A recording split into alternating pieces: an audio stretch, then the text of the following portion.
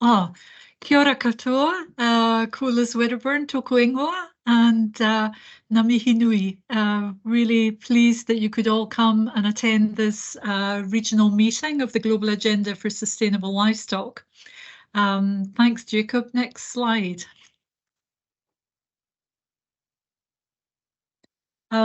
Before we start, there's a little bit of housekeeping. So we're going to go into breakout rooms, and we've got 4 topics that we would split the rooms into. The first is food and nutrition security. Second, livelihoods and economic growth. Third, animal health and welfare, and the fourth, climate and natural resource use. Now, these are the 4 sustainability domains that the global agenda operates along. And what we'd like you to do is to put your name in the chat and give us your first and second choice of topic. And then while we do the intro slides, Jacob's going to allocate you to a particular room.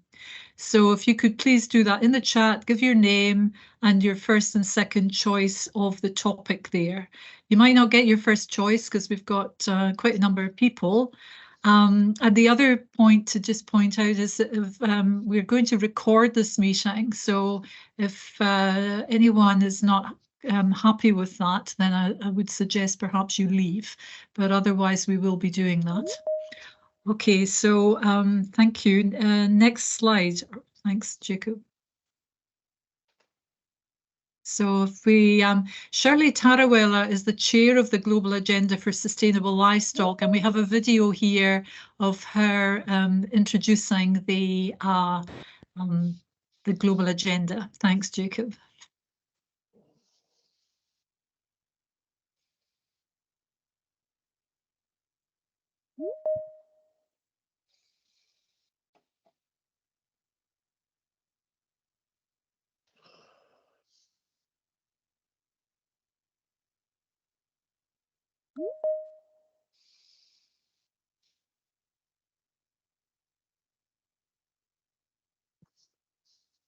Good day to everyone, and thank you all so much for joining this online regional consultation. This is an opportunity for a wide diversity of livestock sector experts, civil society representatives, government officials, livestock keepers, and other stakeholders in this region to meet online to explore how livestock systems are impacted by multiple, sometimes unexpected drivers of change, and what can be done to respond in ways that strengthen sustainability and resilience, not just of livestock systems, but of the food system as a whole. My name is Shirley Tarawella, and I'm chair of the Global Agenda for Sustainable Livestock, or GASL, as you'll hear us refer to. I'm Assistant Director General at the International Livestock Research Institute, ILRI, in Kenya. I'll make a few brief remarks about GASL and about today's regional consultation to put it in a wider context. The Global Agenda for Sustainable Livestock is a unique multi-stakeholder partnership that brings together all typologies of livestock stakeholders, smallholders to commercial and everything in between, and different organizations, NGOs, governments, academia, private and public sector, civil society, and multilateral organizations. Through this rather unique adding together role, GASL works to assemble evidence, to foster dialogue and consensus around the livestock-related issues, and to support practice and policy change towards sustainable livestock solutions that contribute to development ambitions as expressed in the GASL vision, which says by 2030, sustainable, inclusive, resilient, and diverse livestock systems across the world contribute significantly to the Sustainable Development Goals of the UN Agenda 2030 and are integral to sustainable food systems. So today's meeting is one of 8 regional consultations that are taking place across the world in these couple of months before we have a global meeting, a multi-stakeholder meeting of the Global Agenda for Sustainable Livestock, which is scheduled to take place the 30th of October to the 3rd of November in Chiang Mai, Thailand. And that'll focus on multi-stakeholder collaboration to strengthen sustainability and resilience of livestock systems in response to drivers of change. Regional meetings such as this provide an opportunity for you as participants to consider some of the major drivers of change that are, and are still in many cases, impacting the world as a whole, and what these mean for all aspects of livestock in this particular region. Some major drivers of change that impact on livestock systems and sustainability have been identified as environmental and technological drivers, health and disease drivers, geopolitical and socioeconomic drivers. Each of these drivers is being further unpacked in a series of online webinars that are taking place in early September and have been jointly organized by GASL along with CATIE, the Tropical Research and Higher Education Center in Costa Rica. I'd encourage you to listen into those, and I believe that you'll receive details on how you can do that during today's consultation. Today's regional consultation thus allows exploration of the actual and potential impacts of such drivers in relation to 4 sustainability domains that really frame the ambitions of the global agenda for sustainable livestock. These domains are food and nutrition security, livelihoods and economic growth, animal health and welfare, and climate and natural resource use. Importantly, each regional consultation will also consider how a unique multi-stakeholder approach that GASL brings can help to bring sustainable actions and solutions in each of these domains in response to these known and perhaps some unknown drivers of change. How can we be more ready, more responsive? And the global meeting will be an opportunity then to bring together the outputs from the regional consultations such as this in the context of the challenges that all of us who are engaged in livestock systems must face and the actions it must take towards sustainability and resilient livestock systems, and indeed how those contribute to wider food systems and development opportunities.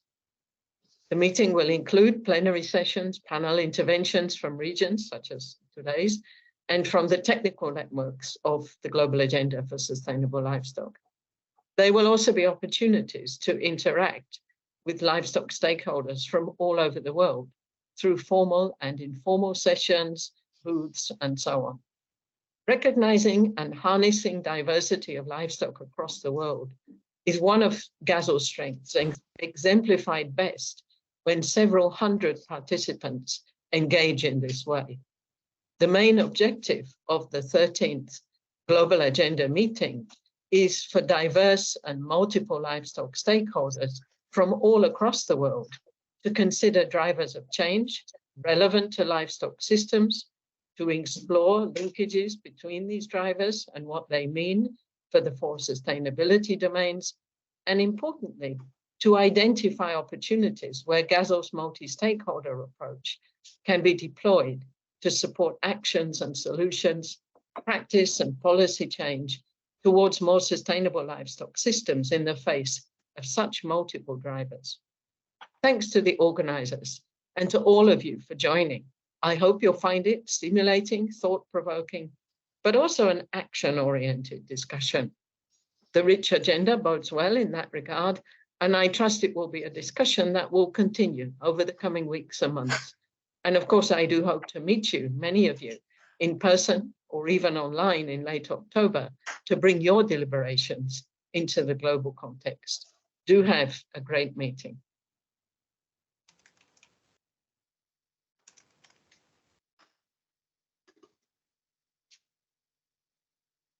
Thanks, Jacob. So hopefully for those people who haven't been familiar with the global agenda, that Shirley's introduction will give you a little bit more information about its objectives.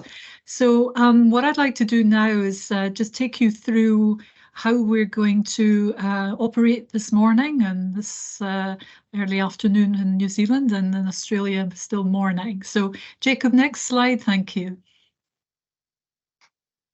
So the objectives of the meeting today are, one is for you to be able to communicate the drivers of a change that are really important for Oceania.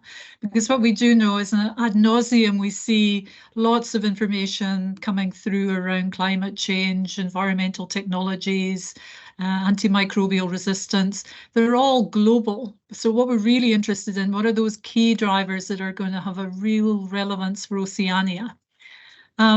But we do know also that drivers are not independent, that that there's interaction between them, and it's those interactions and their impact that we'd be quite interested in actually trying to understand. And what we're interested in is, again, looking to what is the impact of those on sustainability and resilience of our systems. And when we talk about livestock systems, we're talking the whole sort of food system approach, from production to right through to consumption and to waste.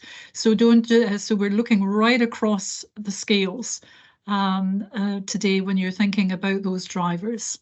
And then what we want to do as a meeting is to actually build a little consensus around what the messaging will be from Oceania to that global meeting in October. Thanks, Jacob. Thanks. So how we're going to do this today is that Ian's going to, McConnell will take us through a very short briefing just to place you in that space of drivers, just to get your head in the space. And then you'll be allocated to your room. And then what we're going to do is, again, look out. We've got 3 or 4 different questions that we're posing in the rooms. The first one will be about, what are those drivers that are relevant to Oceania, and what would their interactions and impact look like? So we'll spend around about 30 minutes looking at those. If we do it quickly, well, we'll move on to the next. We're going to give you a 10-minute break just to get some water. And then the second half is really focused on solutions and looking at, okay, we've got current systems in place just now. How are those drivers going to impact on those? And what therefore needs to change in the systems to respond to those impacts? But also we understand that our current systems are in many respects quite resilient. So what would we keep? What would we reinforce in those systems? And then the third point would be, given a multi-stakeholder approach, how can we utilize that approach to accelerate some of the benefits of the solutions? So that's the format for this morning. And I think the next slide, thanks, Jacob, will take us. So I'm going to hand over to Ian McConnell now, who's going to just give a briefing on the drivers and gives Jacob time to allocate people to rooms. So slowly, Ian. Thank you. Yeah, apologies, everyone. Jacob has asked for a bit more time while he allocates everyone. So a quick introduction. My name's Ian McConnell. I'm the president of the Global Roundtable for Sustainable Beef, based here in Queensland, Australia. And this meeting is a really key piece of information for us to ensure that at GASL in Chiang Mai and the audiences that then from the Chiang Mai meeting, this information is communicated to, that includes the FAO, Climate COP, etc., that we're able to take in a really robust and detailed suite of information and inputs from Oceania. So the more information you can give us today, the better off we will be in communicating the needs and drivers from this region. So what is a driver? Collins Dictionary defines it as something that creates and fuels activity or gives force or impetus. It is the reason things happen. In our context, though, we should also explore it may be a reason that things don't happen. So a driver may also be a barrier, and especially when we get to as Liz just explained, asking ourselves what should we do more of and what should we change? Potentially those barriers are things we should look to change. There are 4 key areas, and Shirley touched on these. The geopolitical and socio-economic drivers. They are best described as decisions made by people or groups of people. So they are regulations, community trends, market decisions. They are things that are at their core decisions made by people or groups of people. The environmental drivers are drivers that are the impact of environmental change. So climate change is obviously a big one in terms of what we produce and where we produce things, but also the impacts of natural resource degradation. What can we do and how does that affect food security and the livestock industries? There are some overlapping themes that will fall out of that, especially in the compliance measures required to adjust and deal with environmental drivers that will start to overlap a lot with the geopolitical and socio-economic drivers. And that's okay. If we capture them in both places, understand that there will be overlap, that'll be fine. The One Health and welfare drivers, these aren't just the impacts and diseases on lowering production or risks to production. They're also the requirements undertaken by farmers and the costs of doing that to meet One Health and improve herd health. What are the key health and welfare drivers that are impacting productivity on farms in this region? But again, you'll see, especially when we start to talk about welfare, a strong overlap with especially the socio-economic drivers there as well. Then we have the innovation and science drivers. These are what drivers are changing the way we do things through innovation, science, discovery.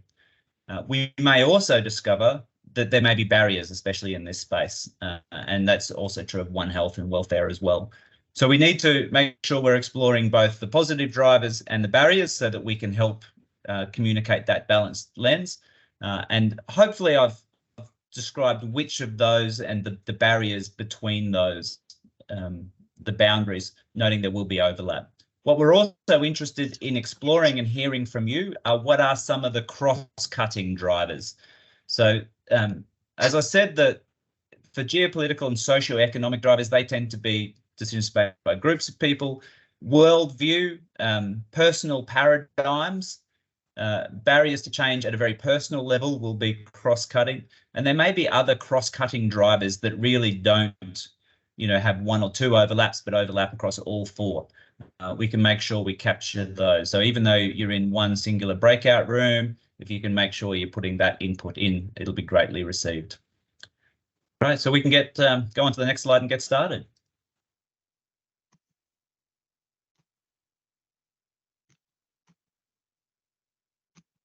Yeah, so how we're going to run this is we've got 30 minutes for the first set of information. Then, as I said, a 10-minute coffee break and then a following 30 minutes on the second part of the question. And then we'll come back together to hear from all of the different rooms. We're well ahead of time, which is great. So one of the things now is that, Jacob, how do we get into the rooms? In each room, there'll be a facilitator and we'll ask for someone to take some notes. But yeah, Jacob, over to you. Thanks. Yep, it'll all be magic. So I'll click a button and everyone will be sent to their rooms. Where possible, I have assigned you to the room of your choosing, but in order to keep things relatively even between the rooms, you may have gone through, you may end up with somewhere which you did not choose, but please understand that that is still extremely important for us to know. These outside views are very important to understand. So Liz, if you're happy, I'm happy to open the rooms and send people on their way. Yeah, let's do that. Thank you. Thank you. I don't know quite what's happening now, but we've just gone viral. So thank you very much all from Breakout Group that I was with. Super stuff. I'm hoping everyone has made it back okay.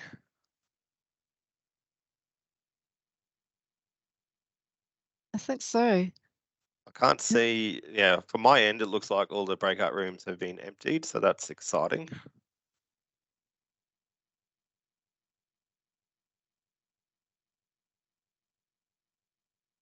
It was exciting when technology works like that. Yeah, well done, Jacob. We got us in and out, so that's great. And we've lost a few, but not too many, so that's even better. So, Jacob, we're going to go around the four breakout rooms, and I think perhaps if we can just get someone from each of the groups. We've got 15 minutes now to the end of the meeting, so just very briefly give an overview of what happened, what you've got, and then Jacob I'll round up and tell you what we're going to do with the info. But so who's off first? Carmel. Yes. Yeah. Okay. Well, I thought we had a little more time for reporting back, so I'm just going to say to my people, that would be 5 minutes combined for your 2 pages. We had a very enthusiastic group of people, nice split between Australians and New Zealanders, which was great. And Nick Smith from Massey is going to give the first response to the first 2 questions, and then Chris White from Australia is going to give the response to the second question, third and fourth questions rather. So Nick, you there? Yes, Thanks, Carmel. Right. Yes, so when we thought about drivers that were going to impact food and nutrition security in the Oceania region, one of the first things we discussed was quite different drivers and quite different impacts depending on what part of Oceania we're talking about. If we're discussing Australia and New Zealand, then often the food and nutrition security questions come down to a pricing and affordability question. So we'll have drivers such as climate change or geopolitical events that might impact production or trade or mess with supply chains. And for New Zealand and Australia, with reasonable purchasing power parity, that's going to impact price of food. Therefore, we're going to see nutritious foods generally getting more expensive, and therefore lower income consumers turning to less micronutrient dense foods. And then you see increases in rates for non-communicable disease risk, that sort of thing, which is different to if we're talking about, say, the Pacific Islands, where drivers like climate change and disruptions to supply chain will really be a food security in terms of amount and access to, very much more exposed to a large weather event taking out a substantial proportion of domestic production, and then high import dependency and expensive food coming in across the borders. So quite different pictures, depending on what sort of an economy we're talking about. In terms of interactions between those drivers, well, actually, I've missed an important one there, which was biosecurity risk, which again, important on the, sorry, I think I've got an echo. Very important for the New Zealand and Australia side. Chris gave a very good example of foot and mouth outbreak in Indonesia, and how that then is a great risk to our own domestic production, and therefore what happens to our food. In terms of interactions between the drivers, supply chain risks that I talked about may well result from climate impacts or weather events. Major port gets taken out, then you have, as a result of a climate event or a weather event, you have the same outcome as a supply chain disruption. There are also some comments around the cultural impact and the cultural driver. So, for example, food preferences from consumers can really drive pricing. And again, that can have that same impact on increasing the price point for nutritious foods. I think given the time, I'll leave it there and hand over to Chris. Thanks, Nick. So following on from Nick's comments about biosecurity, I am a cattle and sheep producer, so it actually in northern New South Wales, so biosecurity has a big impact at our end of the supply chain. So I also have biosecurity. We also discuss biosecurity in relation to what needs to change in our system to respond to these drivers. So we do acknowledge that there's already aid provided by Australia and New Zealand into the Pacific nations in relation to monitoring and managing biosecurity risks, for example, biocontrol agents. But we still consider that it's a really important part of food policy and also oceanic relations policy for that investment to continue, and also for that to continue in our own domestic Australian, New Zealand supply chain and production systems. Another point that we raised was about transparency of disruptors across the supply chain. So actually businesses and government can actually plan ahead and respond appropriately with transparent information. We did talk a little bit about how in Australia there's more of a corporate model with the processing sector for red meat, dairy, pork and chicken, as opposed to more of a co-op production system for dairy in particular, I understand, in New Zealand, and whether that actually impacts the transparency of that information through the supply chain. We talked about building a better ability for businesses, as particularly farm production businesses, to make more informed decision management skills in relation to responding to different scenarios. So whether that's a natural disaster through drought or flooding or bushfire, or whether it's through responding to market signals as far as commodity prices. For example, the drift of dairy production into beef cattle here in Australia, which is a direct response largely from price signals. But there's also an influence there about the demographic and the ability of skilled labour to work in those commodities, to produce those commodities.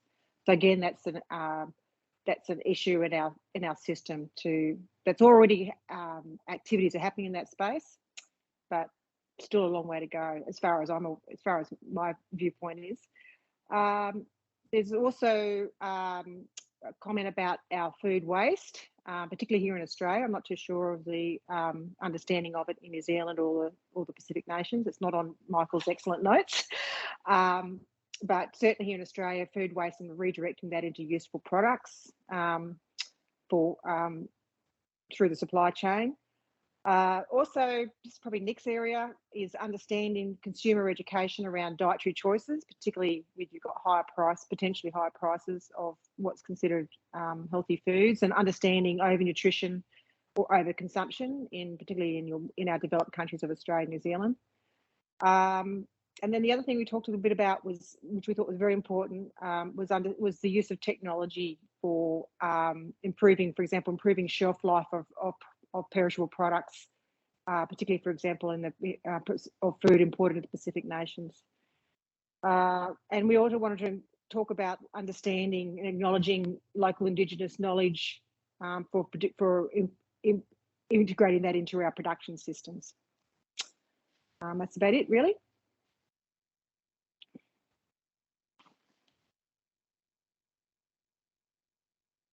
I think we're next, but we didn't choose anybody. So do I have any of my group who would like one person to talk about the drivers and the other person to talk about the responses?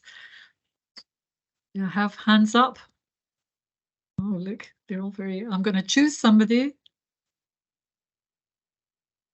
Okay, Bill, on you go. Thank you. No problem. Okay, I do have a few notes I've taken here.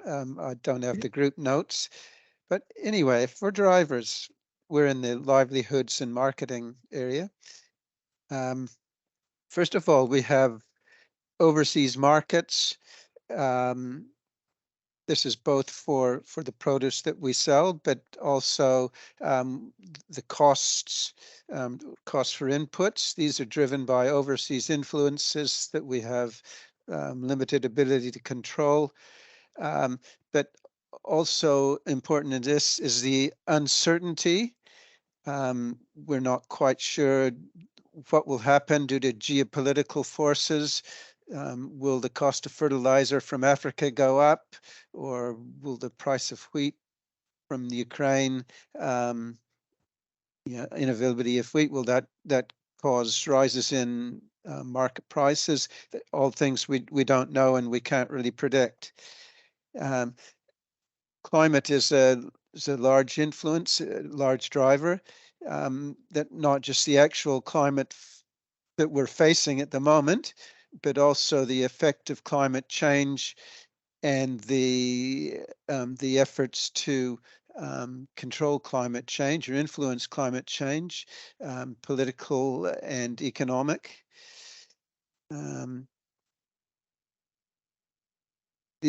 Another driver is the desire to add value to produce more local produce. We spent quite a bit of time discussing a driver in the need to bring younger people into agriculture, and access to capital is also a driver, particularly influencing that young age of people coming into agriculture. Indigenous farming as well, badly influenced by access to capital. So that's what I have on my list for drivers.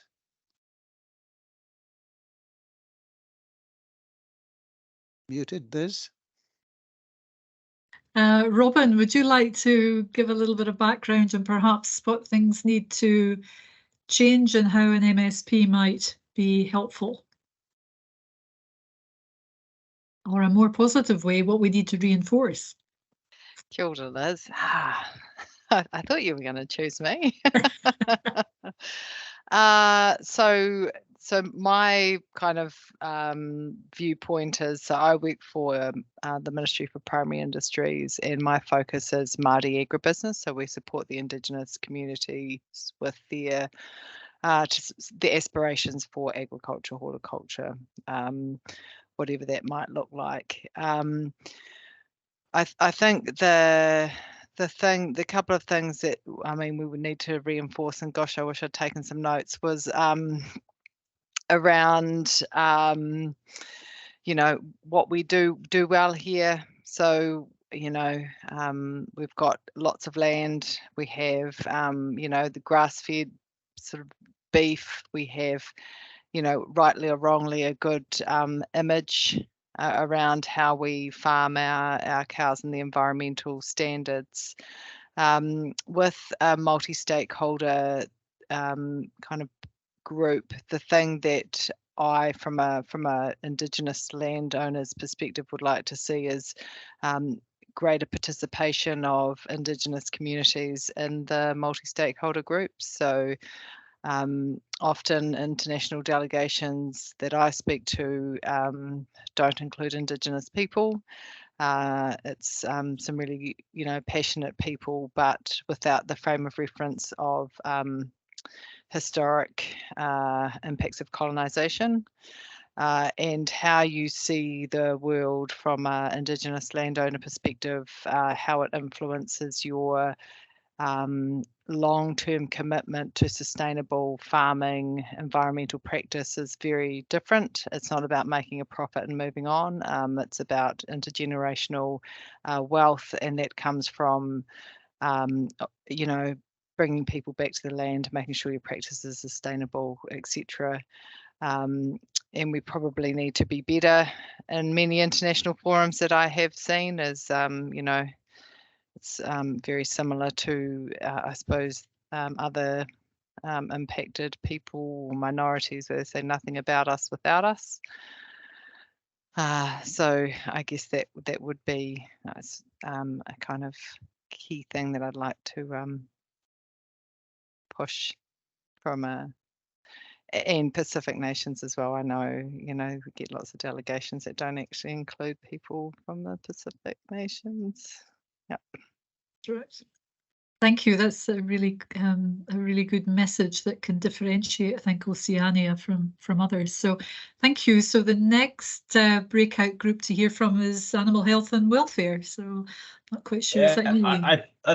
I've got all the notes, so I'll fly through this. And we're starting to lose a few folks as they head off to 12:30 meetings.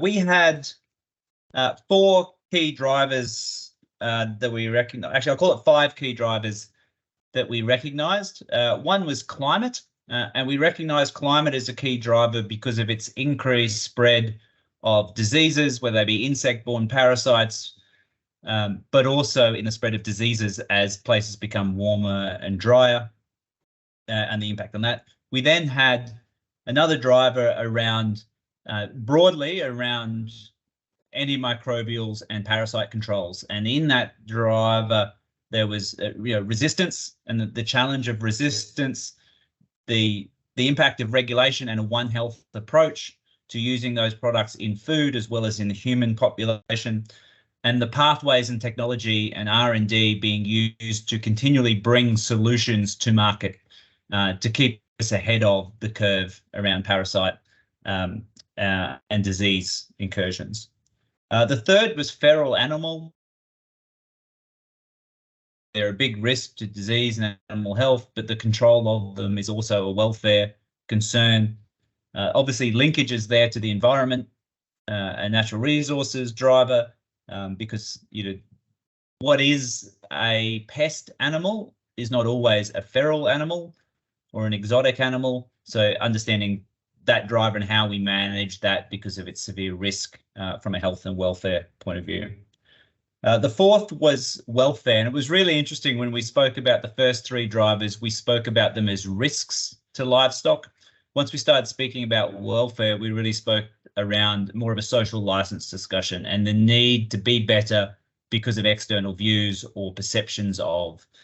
So a lot of linkages to the technology and innovation space around trying to find ways to measure and monitor animal welfare, but also the link to building trust with assurance schemes and assurance schemes that are genuinely applicable across different regions. And the last driver, and this is an interesting driver, is the recognition of the diversity of livestock systems, particularly across Oceania, but we see regulatory and social requests of and impositions on livestock industries coming from people viewing livestock the way they see it outside their window, whether that be in urban areas or different parts of the world impacting trade barriers, etc., based on the problems they're trying to solve in their region and applying that to somewhere else. And it's an interesting role for GASL in bringing people together for that. So what do we need to do about those drivers, and what should we do more of or keep doing? On the first one around climate, work closely with the human One Health program to ensure that there's alignment in the technology and the monitoring. Make sure that we're uptaking preventative measures to ensure those chemicals remain viable. Focus on technology to help us monitor the disease spreads and insect spreads. But then we also spoke about management, because the more volatile and variable climate is starting to have a real impact on animal welfare through nutrition, but also through disease as people become more aware of the impacts of droughts, but also other extreme weather events. Under driver number 2, the resistance and the product space, make sure that there's continued R&D to bring products to market. Training, again, as a cross-cutting driver, make sure there's training and education. The strong link to climate, because the causes not only in support for farmers through the government after extreme events, either through drought or extreme weather events, floods, etc. And we use this phrase a lot, but have outcomes focused. In this case, regulatory environment that ensures that we're still achieving the outcomes when we're putting in regulation rather than just prescriptive regulation. And wild animals, investment to control and shared learnings and education, obviously a strong link to the environmental drivers there. Under the broader animal welfare driver, a lot of work to be done on measuring and communicating what animal welfare looks like. That's both external and internal. What are the expectations, making sure producers are aware of those, but also understanding consumers understand the nuance of that discussion in a production system. A lot of training and education. Again, spoke about technology and being able to measure and monitor. The need to talk about the positive around animal welfare in our production systems, and potentially a positive role for national standards and regulations around setting a baseline acceptability. We think there's a role for GASL in bringing people together to talk about those outcomes across regions. We think there's a role for GASL to take the climate needs of the livestock industry, especially where it relates to health and welfare, into the climate policy discussions in places like COP. And then Carrie, especially, the idea of being able to bring to GASL the problems we need to solve, and potentially in a place like Chiang Mai, if people have had success in addressing some of these drivers, let's make sure we know what success looks like by the end of Chiang Mai, rather than just discussing the problems. Okay, Ian, I'll I think leave it that's really cool. Thank you. So then we've just got 5 minutes, I guess, Jacob, for the climate and natural resource, and then we have to wrap it up. Thank you. Too easy, and I took the notes as well, so I'll rush through things. Mine, because I was doing bits and pieces with the rooms, probably wasn't as comprehensive as what we've heard so far. But what we'd found for the impacts on climate and natural resource use, obviously climate change patterns and the impacts that they're going to have. Obviously, being the oceanic region, that will also impact sea level rise with the Pacific Islands specifically. And there's a lot of talk about the regulatory and market drivers. So the expectations between domestic markets and trade markets, potentially creating conflict between certain drivers as well. But trade does drive production where it is most efficient. A lot of the developing countries are relying on EU-based investors, so those expectations from those EU-based investors will start coming through from the developing countries' expectations as well. Biosecurity was spoken a lot as well. It's on every agenda, and how the natural resource space can actually respond to biosecurity incursions. Obviously, we're thinking FMD and LSD at the moment, but there's also, when you think about everything else that includes with weeds, pest animals as well, something that we need to be aware of. I think Nick Jolly is still on the call. I'm going to use his comment word for word because I really did like it. He goes, economics is the main driver. So of all the things we are talking about need to be considered in terms of how they impact the economics of farming. Land value is a massive one, whether it is driven by housing, forestry, horticulture, etc. International demand for products also impacts this, as do land use rules around what can and can't be done. Example, water quality rules that restrict land uses. Power generation offers opportunities for unproductive land. We had a lot of discussions around diversification as well. And climate change itself, in terms of rain and drought, will also impact land use, potentially with new crop options becoming viable and current ones that are not. The flexibility of our land use and our natural resource use is key, recognising that some land use change may be the only way and is very difficult to reverse once done. We're looking at what can be done and what changes need.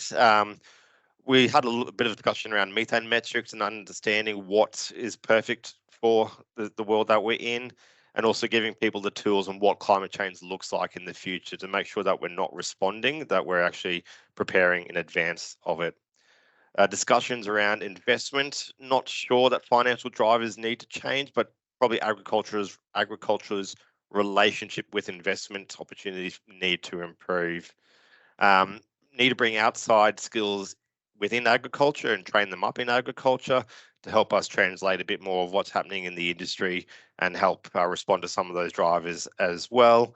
And my favorite one, data. If we can get more data, we can understand how these impacts are affecting us and how we can respond to them. With what we're currently doing that needs to be reinforced, we have some really good science, and we need to make sure that the science within industry continues to be used and to benefit the industry. And a lot of discussion on peer-to-peer learning within the industry. It's really positive. We heard really good examples from New Zealand and Australia as well. There's really good stakeholder relationship and engagement with various initiatives, and we need to capitalise more on the good work being done here and to promote that better. And systems that's throughout the value chain as well. That alignment will help to reduce confusion when it comes to responding to these drivers.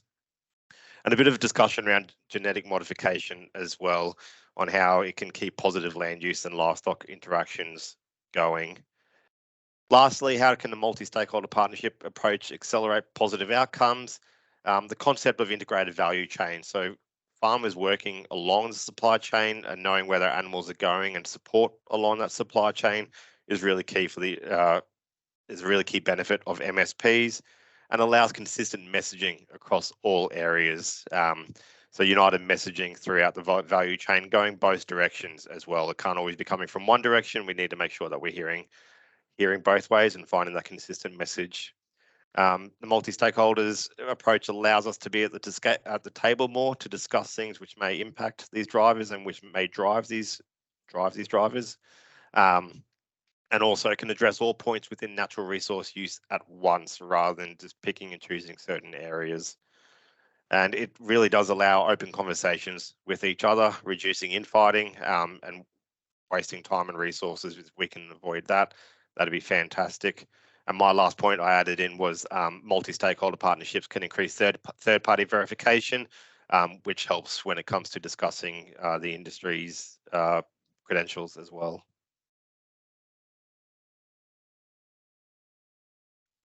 Oh, kia ora, Jacob. Thank you for that.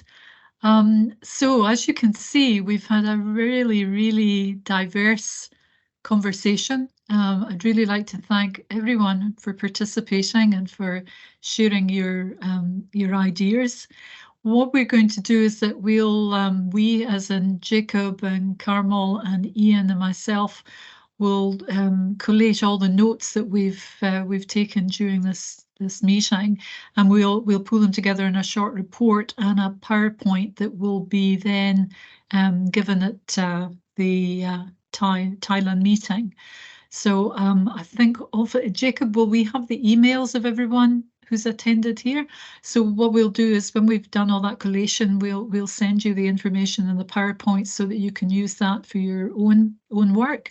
And for those people who will be going to Thailand, hopefully this has given you a little bit of a taster for what will happen there. And there's been some really very clear sort of messaging that's come out, which I think will when you get to Thailand, you'll see that Oceania does have some unique characteristics and some solutions to offer. So again, just to thank you all for taking time out of your day today to participate, and safe trips, and thank you. Ka kite. Thanks all.